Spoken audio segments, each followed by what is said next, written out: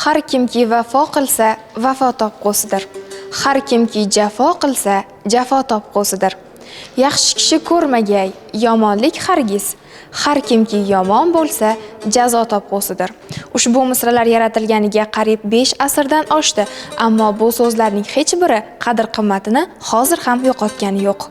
Zahiriddin Muhammad Bobur o'zbek va jahon tarixida o'chmas iz qoldirgan buyuk siymo. U 1483-yil 14-fevralda Andijon shahrida Temuriyzodalar sulolasida dunyoga kelgan. Bobur Amir Temurning 5-avlodi bo'lib, yoshligidanoq siyosat, harbiy ish va adabiyotga qiziqqan. U atigi 12 yoshida Farg'ona taxtiga o'tiradi. Hayoti davomida Movarounnahr, Afg'oniston va Hindiston hududlarida murakkab siyosiy kurashlar olib borgan. Bobur 1526-yilda Panipat jangida g'alaba qozonib, Hindistonda Boburiylar sulolasiga asos soladi.